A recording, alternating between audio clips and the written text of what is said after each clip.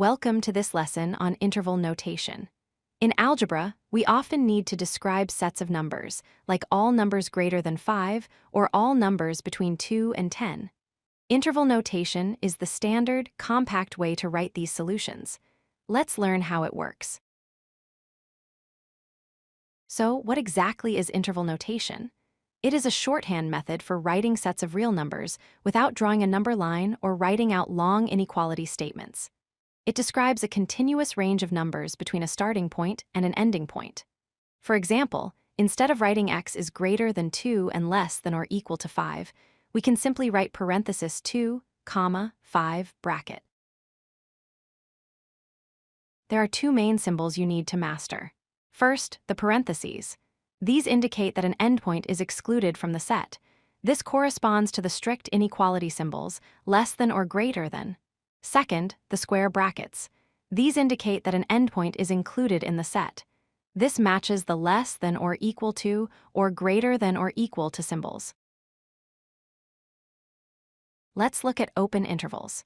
An open interval uses parentheses on both sides. For example, the interval from -2 to 3.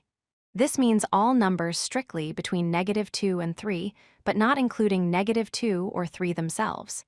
On a number line, we represent this with open, unshaded circles at the endpoints. Next are closed intervals. A closed interval uses square brackets on both sides. For example, the interval from 1 to 5. This represents all numbers from 1 to 5, including the numbers 1 and 5. On a number line, we show this using filled-in, solid circles at the endpoints to show they are part of the solution. You can also have mixed intervals, where one side is open and the other is closed. Take the interval from -3 to 2. Here, we have a parenthesis on the left and a bracket on the right. This means -3 is excluded, but 2 is included.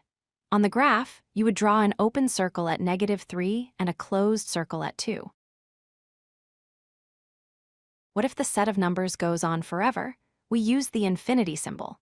Positive infinity represents numbers growing without bound, and negative infinity represents numbers decreasing without bound. Here is a crucial rule. Infinity and negative infinity are always enclosed with parentheses. You never use a bracket with infinity because you can never actually reach it. Sometimes, a solution set consists of two separate parts with a gap in the middle.